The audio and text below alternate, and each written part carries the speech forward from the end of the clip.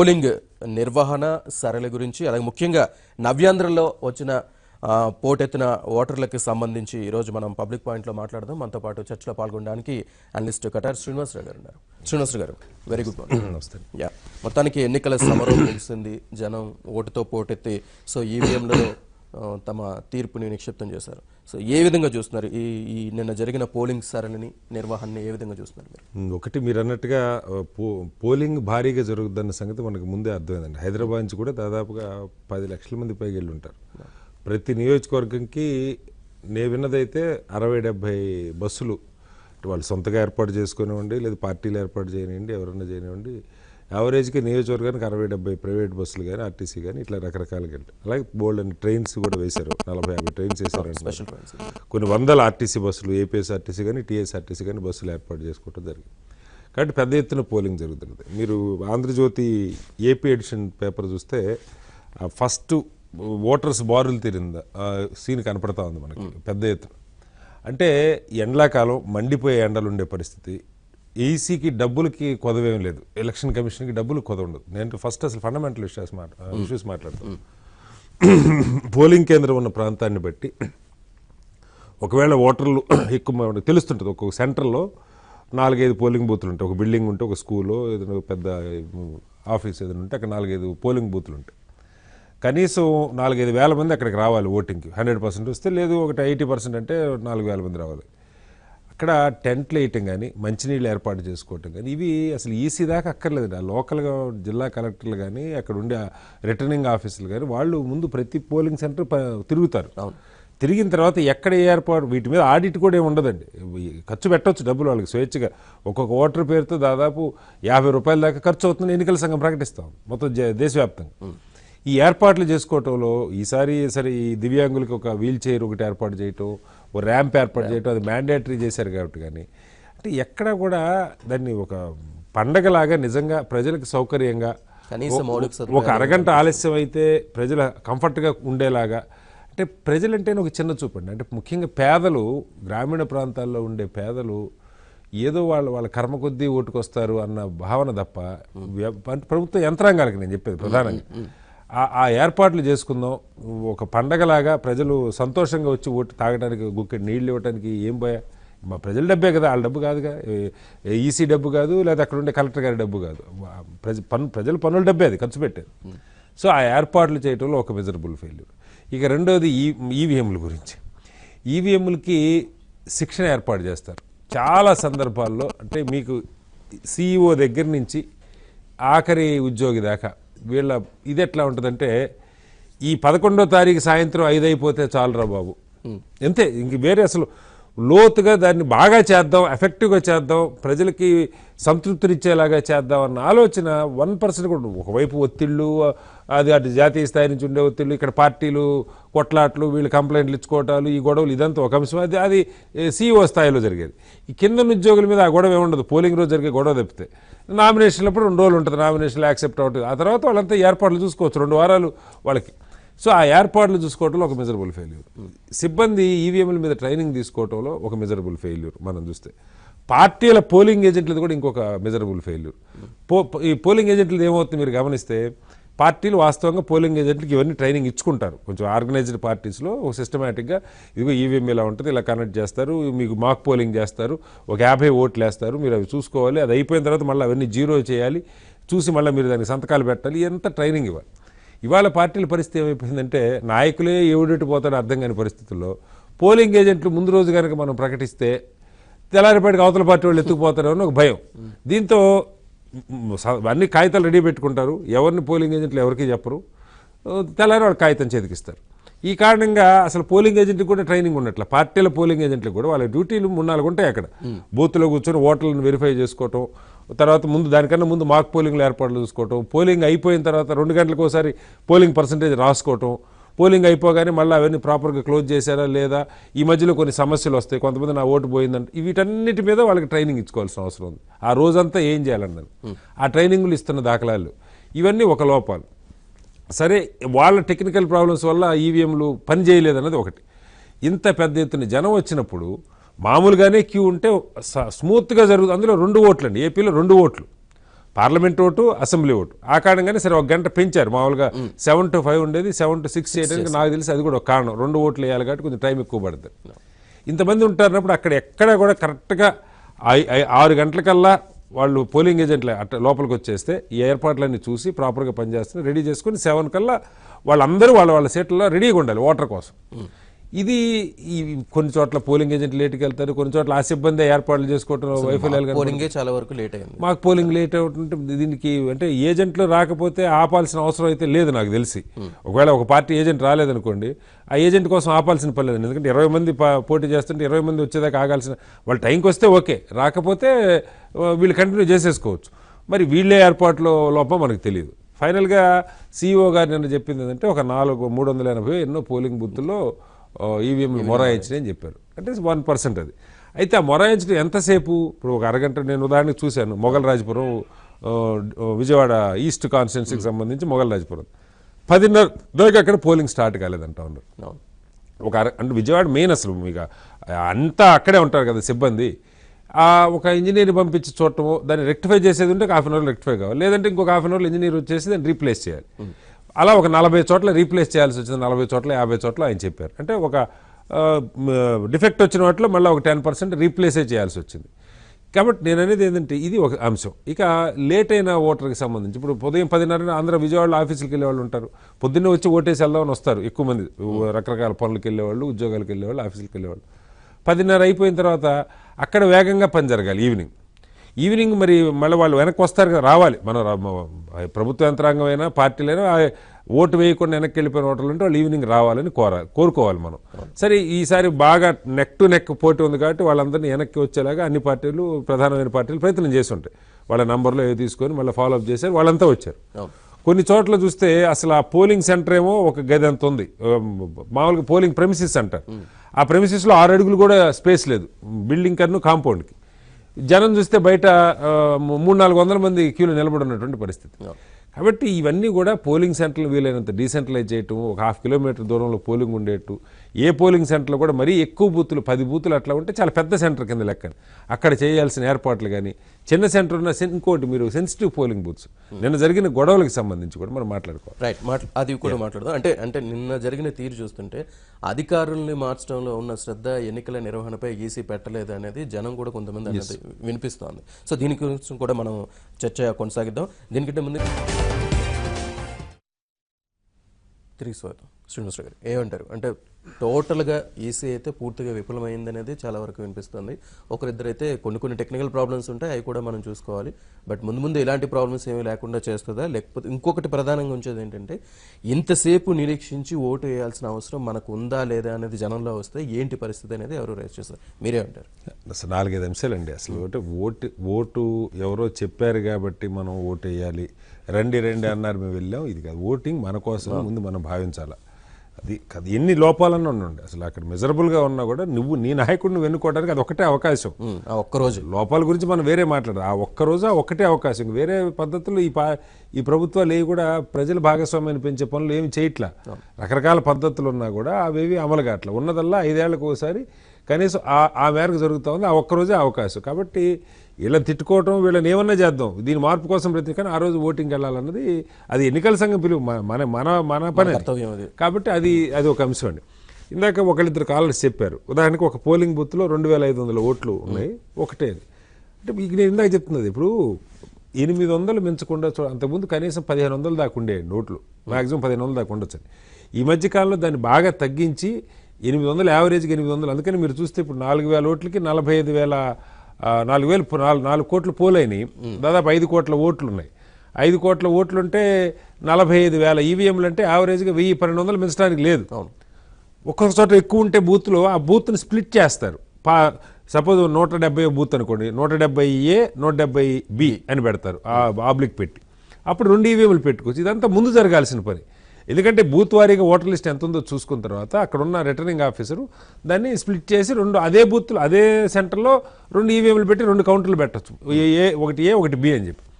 ఈ ఏర్పాట్లు చేసుకోకపోతే నిజంగానే 2500 మంది అంటే ఆటోమేటిక్గా క్యూ ఉంటుంది. ఒక బూత్లో వేయడానికి టైం సరిపోదు. వాళ్ళు డిజైన్ చేసింది 10 గంటలో 11 గంటల టైం. ఏంటంటే కొంచెం మధ్యలో గ్యాప్ ఉన్నా కూడా ఈ ఒక 1000 నుంచి 1200 మంది ఓటు వేయడానికి ఫుల్గా వస్తే అని అర్థం. సో ఆ ఏర్పాట్లు చేయలే. అయితే ఒకటి మొత్తంగా ఈసీని ఇప్పుడు వారు చెప్పినట్టు కొంతమంది మాట్లాడారు, ఒక 80% పోలింగ్ అయిందన్నప్పుడు అసలు ఏమీ జరగలేదని మనం చెప్పలేం. కానీ ఎన్నికల సంఘం ఖచ్చితంగా ఇంకా బాగా చేయడానికి, నేను ఇందాక చెప్పాను, ఎన్నికల సంఘం 100కి 100 బాగా చేయడానికి అవకాశం ఉంది, మరింత ఇంప్రూవ్ చేయడానికి. దీనికి సీఈఓ ఒక్కడు బాధ్యుడు కదా, అసలు కింద ఉన్న కలెక్టర్లు అక్కడున్న సిబ్బంది వాళ్ళు ప్రాపర్గా కనుక సమాచారం అందుకొని ఇక్కడ ఏర్పాట్లు, ఇందాక చెప్పాను కదా, మన ఇంట్లో పెళ్ళి అనుకోండి, మన ప్రతి ఎట్లా చూసుకుంటాం, అక్కడున్న కలెక్టర్లు వాళ్ళు ఏర్పాట్లు చెప్పారు, తాగడానికి నీళ్ళు, టిఫిన్లు భోజనాలు అక్కర్లేదు, కనీసం తాగడానికి నీళ్లు కావాలి. ఆ నీళ్లు ఏర్పాటు చేయలేకపోవటం, పెద్ద పెద్ద కాంపౌండ్లో సెంటర్లు ఉంటే అక్కడ టెంట్లు వేసుకోకపోవటం, ఇది లోకల్గా ఉన్న ఆఫీసర్లు చూసుకుంటారు మామూలుగా. ఇవేవీ జరగల. ఇక సీఈఓ గారిది ఇప్పుడు మనకు సంబంధించి 2 విషయాలు. ఈ రీపోలింగ్ ఏం చేస్తారన్నది ఒక అంశం అండి మనకు కనపడుతుంది. దీనిలో ఏంటంటే బాక్సులు కొన్ని ఓట్లు ఆల్రెడీ పడి ఆ బాక్సుల్ని ధ్వంసం చేస్తే, ఇప్పుడు నేను చూస్తున్నాను 7 ఈవీఎంలు ధ్వంసం చేశారన్నారు. అంటే ఆల్రెడీ పోలింగ్ స్టార్ట్ అయింది అనుకోండి, దానిలో 4 ఓట్లు పడి ఉన్నా సరే ఆ 4 ఎవరికి వేసారో తెలియదు కాబట్టి అవి మళ్ళీ రావాలంటే రీపోలింగ్ జరగాల్సిందే. కాబట్టి అలాంటి చోట రీపోలింగ్ చేస్తారు. ఒకటి. 2 టైము ఎక్స్టెన్షన్కి 2 పద్ధతులండి. మామూలుగా సాధారణంగా జరిగేది అంటే 7 to 6 అంటే నువ్వు 6 o'clock వచ్చేసరికి క్యూ ఉంటే కనుక 6 లోపు నువ్వు అది ఎంతసేపు అయినా జరిగేది ఒక పద్ధతి, అది మామూలుగా రొటీన్గా జరిగే పద్ధతి. కానీ ఈసారి కొన్ని చోట్ల అది 400 చోట్ల కానివ్వండి, ఎన్ని చోట్లన్నా కానివ్వండి, అక్కడ విపరీతమైన జాప్యం జరిగి 3-4 గంటల ఆలస్యం జరిగింది అనుకోండి, ఆ 3-4 గంటలు అదనంగా టైం ఇవ్వటం. అంటే సపోజ్ 3 గంటల ఆలస్యం ఉంది, 7 గంటలకు స్టార్ట్ అవుతుంది, 10కి స్టార్ట్ అయింది అనుకోండి, వాళ్ళకి ఈవినింగ్ 6 బదులు 9 దాకా వచ్చినా కూడా అలౌ చేయాలి లోపలికి. 9కి వాళ్ళు వస్తే అప్పటికి క్యూ ఉంది అనుకోండి, వాళ్ళది అయ్యేదాకా కూడా అలౌ చేయాలి. బహుశా నిన్న కొన్ని చోట్ల అదే జరిగింది అనుకుంటున్నాను నేను. పోలింగ్ 11-12 దాకా కూడా జరిగిందని అంటా ఉన్నారు. 6 గంటల లోపు వచ్చిన వాళ్ళు మాత్రమే అలౌ చేస్తామని కూడా ద్వివేది చెప్పారు, స్పష్టంగా చెప్పారు. మరి 6 గంటలు ఎన్ని గంటలు ఉదయం లేట్ అయినా సరే ఎట్టి పరిస్థితుల్లోనూ 6 గంటల లోపు ఉన్న వాళ్ళని మాత్రమే అలౌ చేస్తామని చెప్పారు. సో అది ఒకటి. ఇక మరి దానికి అంటే ఎక్స్టెండెడ్ పోలింగ్ అనేది నేను ఆయన చెప్తుంటే విన్నా నేను, మరి అవి కన్సిడర్ చేశారో లేదు తెలియదు. కాబట్టి రీపోలింగ్లో కొన్ని సమస్యలు ఉంటాయండి. ఇప్పుడు రీపోలింగ్ అన్ని పార్టీలకు ఇబ్బంది. రీపోలింగ్ ఏమవుద్దంటే ఈయన 6 గంటల నిలబడి చిరాకు తెలిపిన ఓటర్ మళ్ళీ రేపు వచ్చి ఇక పొరపాటును కూడా రారు. ఎప్పుడు కూడా రీపోలింగ్లో పోలింగ్ తగ్గుతుంది. సో ఓటింగ్ జరిగితే కనుక రీపోలింగ్ అవకాశం తక్కువ ఉంటుంది. రీపోలింగ్ వల్ల హింస జరిగితే, పోలింగ్ని ఎవరైనా అడ్డుకుంటే, ఈవీఎంలు ధ్వంసం అయితే, పోలింగ్ జరగకుండా మధ్యలో ఆగిపోతే ఏ కారణం కన్నా అప్పుడు రీపోలింగ్ పెడతారు. బహుశా అలాంటి ఏమి ఇంత వైలెన్స్ జరిగిన చోట కూడా 3-4 చనిపోయిన దగ్గర కూడా పోలింగ్ పూర్తిగా ఆగిపోయిన పరిస్థితి అయితే మరి నా దృష్టికి రాలా. రైట్. దానికోసం కూడా ద్వివేది ఒక కామెంట్ చేశారు, అంటే భద్రత కల్పించలేకపోయాం, ఈసీ బలగాలను పంపలేదని. సో దీనికన్నా దారుణం ఇంకోటి ఉండదు. అంటే ఎన్నికల సంఘం, కేంద్ర ప్రభుత్వం దీనికి జవాబు చెప్పాలి. ఎందుకంటానంటే ఇందాక ఎవరో చెప్తా ఉన్నారు, ఒక్క తెలంగాణ ఆంధ్రప్రదేశ్ 2 కలిపి ఒక ఫేజ్లో పెట్టారు, మొత్తం అన్నీ ఒకే రోజు అయిపోయేట్టు పెట్టారు. దానిలో వాళ్ళు చెప్పే ఒక దిక్కుమాలిన లాజిక్ ఏంటంటే 2 చోట్ల ఓటేయకుండా ఎంతమంది వేస్తారు, ఇక్కడ వేసి విజయవాడ పరిగెత్తుకుని పోయి ఓటేస్తారా, లేదా విజయవాడలో వేసుకుని పరిగెత్తుకుంటే ఇక్కడికి వస్తారు. అంటే అసలు 2 చోట్ల ఓటు ఉండేలాగా మీ వ్యవస్థ ఉంటే మీ తప్పు, ఫస్ట్ పాయింట్. దాన్ని సరి చేసుకోలేకపోవటం మీద ఆధార్తో లింక్ చేశారన్నారు. 2 చోట్ల వేసే అంత విపరీతమైన ఆనందం ఉంటే 10 మందికి ఉండొచ్చు, కానీ అందరికీ ఏం ఉండదు, ఎవరి పనులు వాళ్ళకి సరిపోతాయి. ఇది వంక పెట్టి పెట్టారు. 7 ఫేజుల్లో ఎలక్షన్ పెట్టారు. 7 ఫేజుల్లో ఎలక్షన్ దేనికి పెట్టారు మీరు? సిబ్బంది, భద్రతా సిబ్బంది కొరతనే కదా, సెక్యూరిటీ ఫోర్సెస్ కొరతనే కదా. మరి సెక్యూరిటీ ఫోర్సెస్ సఫిషియెంట్గా లేదని సీఈఓని చెప్తూ నేను అడిగినంత బలగాలు పంపలేదంటే, అడిగినంత బలగాలు పూర్తిగా ఎప్పుడు కొంత షార్టేజ్ ఉంటుంది. కానీ కనీస అవసరాలు ఉన్న దగ్గర ఇప్పుడు హింస జరిగిన ప్రతి ప్రాంతం అది సెన్సిటివ్ ఏరియా అని తెలుసు. సాధారణంగా సెన్సిటివ్ ఏరియాస్లో ఏం చేస్తారంటే ముందే అక్కడ రౌడీ షీటర్లు లేదంటే హిస్టరీ షీటర్లు కానీ క్రిమినల్ బ్యాక్గ్రౌండ్ వాళ్ళని ముందే బైండ్ ఓవర్ చేసుకుంటారు. మరి ఆ బైండ్ ఓవర్ జరిగితే నిన్న ప్రాణాలు పోకూడదు, 3-4 చచ్చిపోయారు అంటున్నారు. అనంతపురం జిల్లాలో తాడిపత్రిలో, అట్లాగే చిత్తూరులో చనిపోయారు అంటున్నారు. పార్టీలు ఏ పార్టీలన్నీ కానివ్వండి, 2 పార్టీలు చనిపోయి ఉండొచ్చు.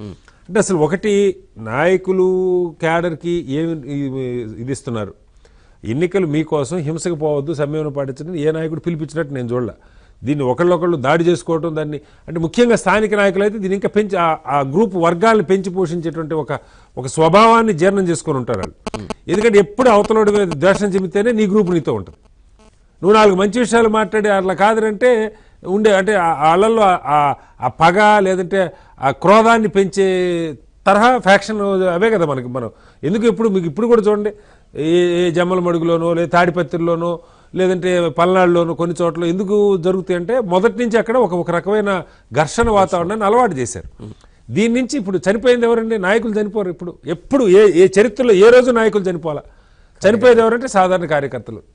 వాళ్ళ కుటుంబాలు రోడ్డున పడతాయి, చంపిన వాళ్ళ కుటుంబాలు రోడ్డున పడతాయి. వాళ్ళు ఎవరైతే చంపుతారో వాళ్ళు ఊరుకోరు కదా ప్రభుత్వం. వాళ్ళ మీద కేసులు పెడతారు, జైలు వేస్తారు, శిక్షలు పడతాయి, ఆ కుటుంబాలు రోడ్డున పడతాయి.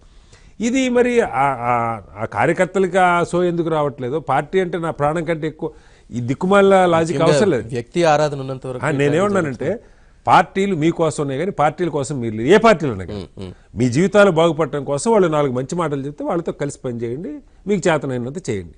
అంతే తప్ప మీ ప్రాణాలు పోయేలాగా గొడ్డలు దించుకొని ప్రాణాలు పోగొట్టుకుంటే మీ కుటుంబాలు రోడ్డున పడతాయి. మీ సర్వీస్ నిజంగా మంచి పనికి ఇవ్వండి. అంతే తప్ప ద్వేషాన్ని పెంచుకోవడానికో, పక్క వాళ్ళ మీద కోపాన్ని పెంచుకోవడానికో, నరుక్కోవడానికో, చంపుకోవడానికో, వేటకొడవాళ్ళు అంటే మనం ఇంకా ఆటవిక కాలంలో అరాచక పాలన ఉన్నామని అర్థం. దీన్ని మార్చుకోవాల్సిన ఆలోచన జరగాలి ఆ క్యాడర్కి సంబంధించి. అలాంటి హింసాత్మక ప్రాంతాల్లో మరింత ఫోర్సెస్ని ముందే పెట్టాలి, మరింత ఎక్కువ మందిని బైండ్ ఓవర్ చేసుకోవాలి. మరి దాని విషయంలో కూడా కొన్ని లోకల్ పోలీస్ అనాలా, పోలీసులు భయపడ్డారా మీరు అన్నట్టు ఉద్యోగుల్ని టపటప అంటే కొన్ని సందర్భాల్లో ట్రాన్స్ఫర్ చేస్తారండి, చేయరని కాదు.